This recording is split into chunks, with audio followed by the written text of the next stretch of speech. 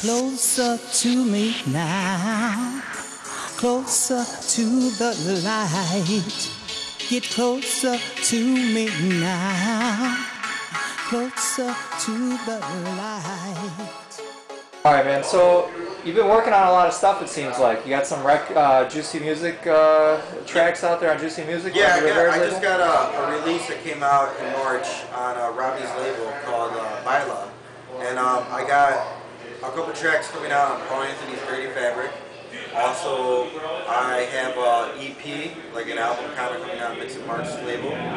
So actually, I'm in the process of waiting on a response from Eric Murillo for a Subliminal track for Subliminal Records, that I did with my vocalist in California named Shauna Wright. So just been DJing everywhere in Chicago and just keeping busy in the studio, as much as I can.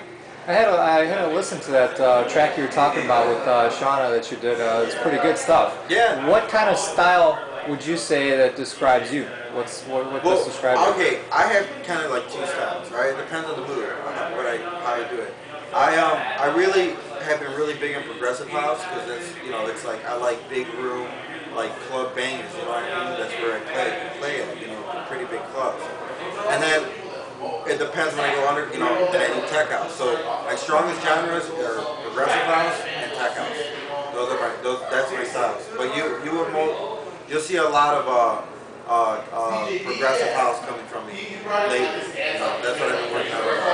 Yeah, I thought that's the impression I got with the Mix and Mark remix that you did. Yeah, he loved it. He loved it. So it's good stuff. So like big room house. He told me to stick to my tech style too. But I'm doing both. But I kind of like chords and big. So I just that's what I do. It's attractive. Oh, and it's catchy. Yeah. People really go hum it out. Definitely. The last remix I played, I did a Cobra Starship remix, and it came out pretty fat. I worked on it for 2 weeks and spent my time. And it's a good track. I listened to that one too. You got to inbox me that. Oh yeah, I did inbox it for sure. Yeah, I'm giving that out as a promo. So anybody just hit me up. I'll give it to you guys. Nice. Tell me, who do you think influences you currently and influenced you to start producing and DJing? Okay. The artists that influence me right now is like Alesso, Sebastian Grosso, of course, the whole Swedish House Mafia, Mosaic, David Tort, David Penn. But who got me into producing? I did a show in Canada, Mellon, Wisconsin, back in '08. Okay, and I did a tag team set with Danny Sounds, and we were talking and stuff, and he told me, he's like, if you want to get on, and want to get in the industry and get noticed, he's like, start producing. Justin James, everyone just started producing, so start producing. That's what I did. Right when I got, done from the 3-day festival by Canada, I started producing. I started with FL. It didn't work for me. I did the switch to Ableton, and now I'm golden so far. But I'm still learning every day. Yeah, it's a process, isn't it? Yeah, I'm learning things every day.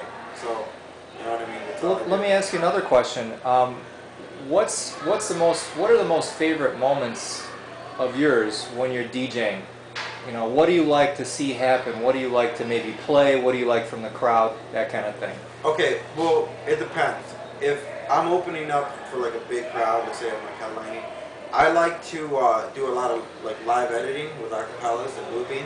So that means like if there's a build-up, like I can have an acapella looping and then loop it again and then build it up to the other track. And then everyone's like, going crazy. You can control them with that, you know what I mean? And then I do a lot of editing, live editing. I use my